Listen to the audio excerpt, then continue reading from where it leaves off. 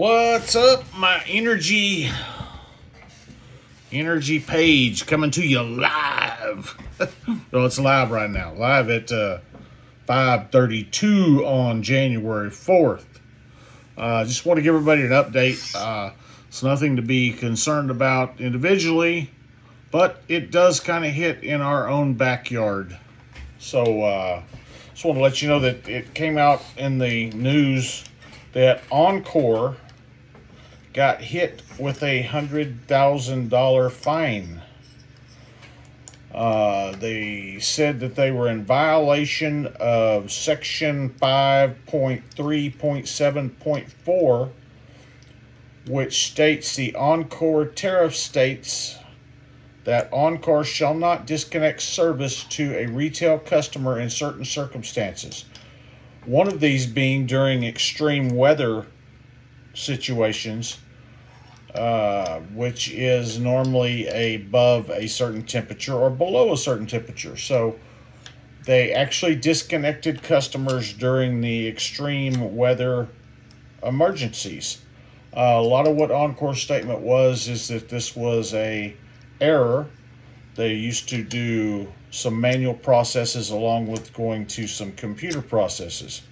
An extreme weather emergency is defined as a day when the previous day's high temperature did not exceed 32 degrees Fahrenheit and the temperature is predicted to remain at or below that level for the next 24 hours. Anywhere in the country, according to the nearest National Weather Service. Reports of the National Weather Service issues a heat advisory for the country, or when such advisory has been issued on any one or preceding 2 calendar days. So basically it's below 32 degrees on the cold side, and I believe it's above 100 degrees on the hot side. I'm not sure on that one. I hear it every year during the hot side, but I just don't remember. I'll have to look that up. The statement reads that Oncore has entered into a settlement that before making processes and improvements in 2020 and in customer service and billing and the meter data management system enhancements in 2021, Oncore used manual processes to monitor and disconnect completed during declared extreme weather emergencies and to process reconnections upon identification of such disconnections. So basically what they're saying, it was an error in the paperwork because it was not an automated process. So they did get notification from the National Weather Service that there was emergency weather situation going on, and a few orders slipped through the cracks of the disconnection, which could be from a fact that the orders were processed a few days ahead of time before the weather emergency happened, is kind of what it's leaning towards. Let's see. Additionally, from January 1st, 2018 through October 31st, 2021, Oncore received 10,184 do not disconnect for non-payment requests prior to an extreme weather emergency being declared for a future disconnection date that later became an extreme weather emergency day. Oncore completed 42 of those 10,184 requests of disconnect for non-payment during the extreme weather situation, which it should not have done. They're stating it was a paperwork error that was submitted before the extreme weather emergency was issued, and it should have been pulled, and they just didn't get pulled.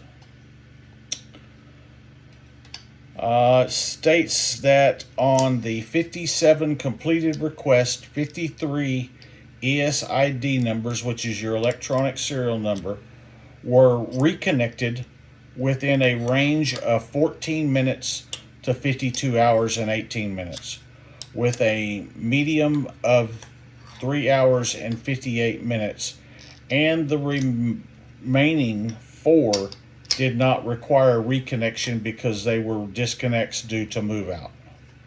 The settlement states that Oncore implemented various remedies and measures to make sure that these violations would not happen in the future and that they would be better prepared for a situation like this. Specifically, the settlement, Oncore has made improvements to its system and processes used to significantly reduce the possibility of completion of a disconnect for non-payment request during extreme weather emergencies, and to remedy disconnect for non-payment requests during extreme weather emergencies. So they're on top of it. Basically, is what they're trying to say to us. Going forward, it shouldn't happen. Not going to say it won't. They made remedies to do the best they can, but just wanted everyone to know that they did step up to the plate. They did implement some processes to hopefully make sure this doesn't happen again. The danger in this is there's a third scenario not mentioned, which is there's a do not disconnect due to a medical emergency. That was not what was at stake here. The things that they got in trouble for on this particular case was disconnect for non-payment orders issued by the energy company. So whether you're Reliant, TXU, Amigo, Green Mountain, whoever you may be, you got issued a disconnect for non-payment order. So your payment didn't go through or didn't get in there or whatever in time. So they issued a disconnect. The disconnect should have been postponed until our weather emergency was over. So if we're in a weather emergency, you do not get disconnected.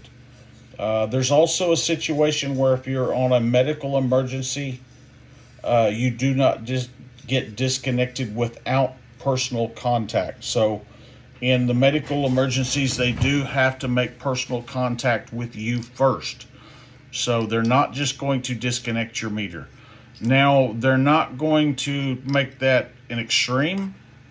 So don't think just not answering the door is going to keep you from getting your power disconnected. They are going to knock your door. They are going to, I believe, send a certified letter. And after a few attempts of this, they are going to go ahead and shut your power off whether they talk to you or not. So you might as well jump up and deal with that ahead of time. Most all energy companies have payment plans that you can make and arrange with them to help alleviate a situation like that. But anyway, just wanted to catch everybody up on what was going on here in our backyard of the Dallas-Fort Worth area and Oncore. Oncore is a great company. I work with them on a regular basis, and they do a marvelous job. We're lucky to have Oncore as our poles and wires company in this area. Most of the other three here in Texas are not as easy to work with. A couple of them have connection charges of $50+. Some of them don't do immediate reconnects. Might be days before you get a connection. So we're lucky to have Oncore. Even though they do make mistakes, we all make mistakes. So they did step up to the plate and take care of the issues they did have. So hopefully that's a great start going forward to take care of all this. Any comments or anything, leave it below. I'll do my best to answer it for you, and we'll see where this goes. Hopefully it'll go nowhere. It's news from the past now because you've been informed today. But anyway, any questions, anything you have, feel free to ask me down below. Feel free to like and share my YouTube channel for energy updates for Texas. Love to get this channel grown up and keep everybody informed of what's going on here in Texas as we continue to grow. Keep bringing on more people on the grid as we start having grid issues in the summertime. Hopefully we're not going to have any more this winter. We did just come through one a few weeks ago, which we did very well. We didn't have any power loss or anything to speak of other than isolated storm issues. So other than that, feel free, like I say, like and subscribe to my channel. You're going to stay up to date on what's happening in the Texas energy market. And as always, we're going to try to get you the very best energy price possible for our markets. So stay tuned. All right. Bye-bye.